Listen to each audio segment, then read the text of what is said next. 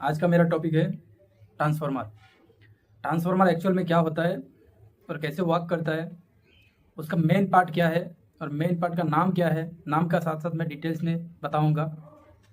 और main part कैसे work करता है उसके बारे में फुल डिटेल्स में बताऊंगा इस वीडियो में। आगे देखते रहिए। बात करेंगे मेन टैंक और कंजर्वेटर टैंक, दोनों का एक साथ बात करेंगे। मेन टैंक जो होती है उसमें आपको भी पता होगा तेल भर दिया जाता है और उसका अंदर और क्या होता है, प्राइमरी और सेकेंड वाइंडिंग होता है। प्राइमरी सेकेंडरी वाइंडिंग आप आपस में जुड़ा नहीं रहता है। दूसरा बात यह है कि कोर रहता है और कोर के ऊपर तंबे की वायर को लपेटा जाता है। और कोर क्या होता है, कोर सिलिकॉन नरम लोहा का सिलिकॉन स्टील से बनाया जाता है, पतला पतला टुकड़ा होता है, उसको आपस में जोड़ा जाता है। ट्रांसफार्मर में अगर खाली जगह छोड़ दिया तो उसमें ईडी करंट उत्पन्न हो सकता है। इसके लिए ट्रांसफार्मर में खाली जगह नहीं छोड़ना है। उससे क्या होगा, अगर ईडी करंट पैदा होगा, एक्स्ट्रा करंट पैदा होगा तो ट्रांसफार्मर बराबर लोड पे काम नहीं कर पाएगा, प्रॉपर वर्क नहीं करेगा वो। तो इसीलिए ट्रांसफार्मर के अंदर खाली जगह नहीं छोड़ना है। तो कोर क्या होता है, आप बोले आपका क्वेश्चन जरूर ये होगा कि वो आपका एक लोहा का टुकड़ा डाल देना चाहिए। नहीं, ऐसा नहीं हो सकता। अक्खा लोहा डालोगे तो उसमें भी खाली जगह रह जाता है। तो इसीलिए नरम लोहा का कोर रहता है, पतला पतला टुकड़ा, उसको आपस में जोड़ा जाता है। जोड़ के फिर उसका ऊपर प्राइमरी सेकेंडरी वाइंडिंग को लपेटा जाता है। वाइंडिंग की कॉइल को, जैसे तंबे की तार होती है, वो आप देख सकते हो बाजू में तंबे की तार होती है, उसको लपेटा जाता है। फिर क्या होता है, उसको मेन टैंक में डाला जाता है। मेन टैंक में उसको डाला जाता है और उससे कनेक्ट रहता है, मेन टैंक से कनेक्ट रहता है। सबसे मेन पार्ट है conservator tank. Conservator tank main tank से कनेक्ट रहता है। तो कंजर्वेटर टैंक में हमेशा 50% ऑयल फिलअप किया जाता है, 50% खाली छोड़ा जाता है। आपका मन में ये क्वेश्चन होगा 50% क्यों और 50% खाली क्यों? मेन टैंक में ऑयल रहता है क्योंकि खाली जगह नहीं छोड़ना है।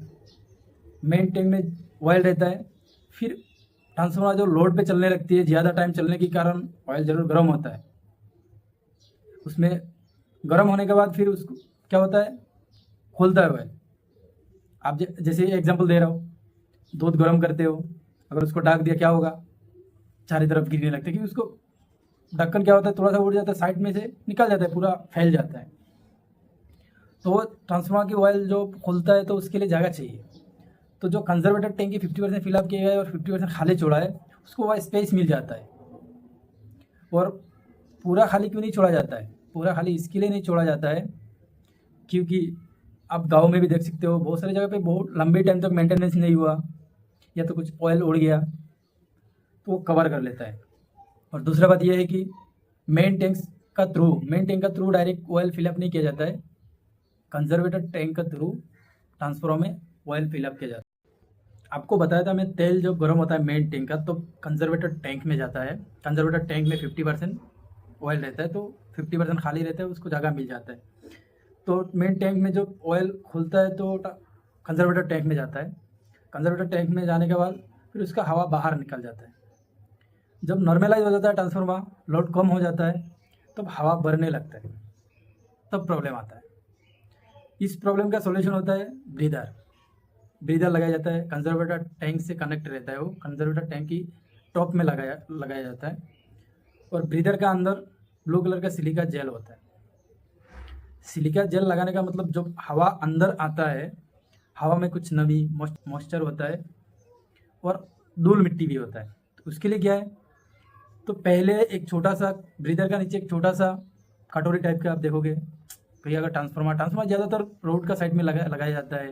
रोड क्या है, धूल मिट्टी आ सकता है और हवा में तो नमी रहता है, वो आपको पता ही है। तो नमी को रुकाने के लिए सिलिका जेल लगा दिया, क्योंकि सिलिका जेल को पार करके अंदर जाना है उनको। और उसका पहले क्या लगाया, तेल डाला उसमें, एक कटोरी टाइप का आपको दिखाई देगा, ब्रीदर का नीचे रहता है।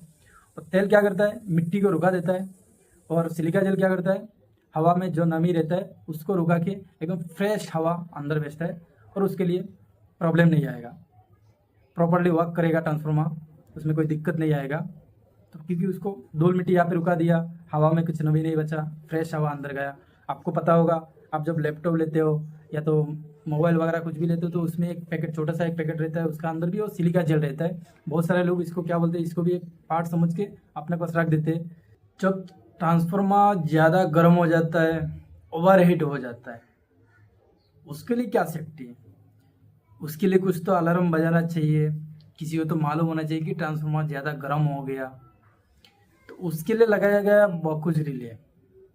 बॉकुज रिले क्या करता है, जब ट्रांसफार्मर ओवर हीट हो जाता है तो अलार्म बजा देता है, और ज़्यादा हीट हो गया तो क्या करता है, ट्रांसफार्मर की सेफ्टी के लिए वो मेन लाइन को डिस्कनेक्ट कर देता है। तो बॉकुज रिले, इसको बॉकुज रिले कहाँ पे लगाया जाता है? बॉकुज रिले जो कंजर्वेटर टैंक और मेन टैंक का बीच में लगाया जाता है। ट्रांसफार्मर की कूलिंग के लिए और एक चीज़ लगाया जाता है, वो होता है कूलिंग ट्यूब, जो साइड में लगा रहता है, आप देख सकते हो।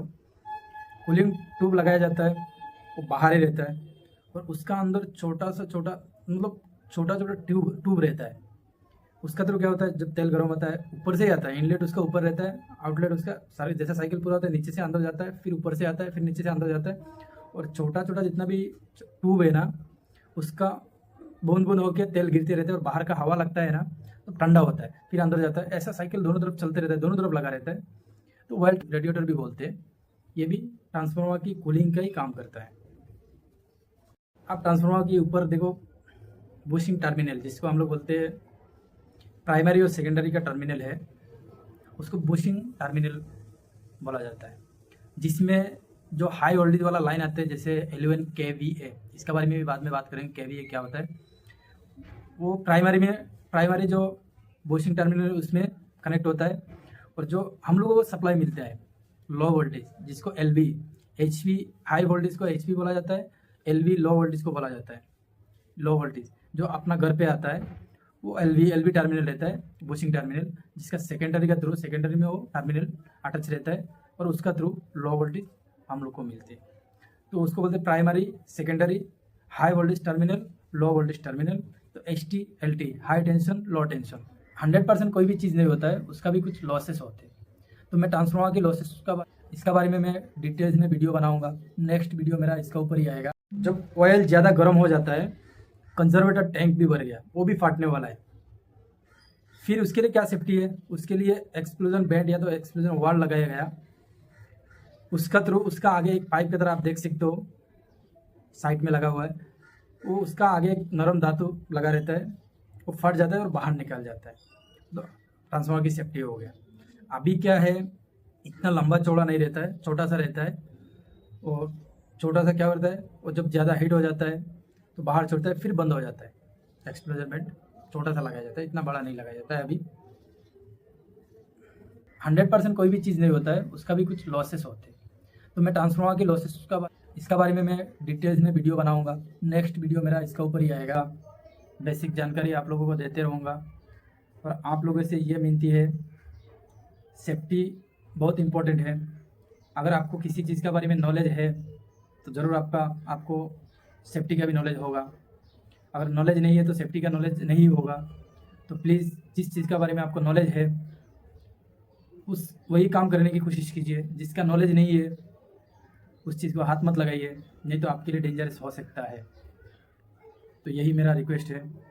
Thank you very much.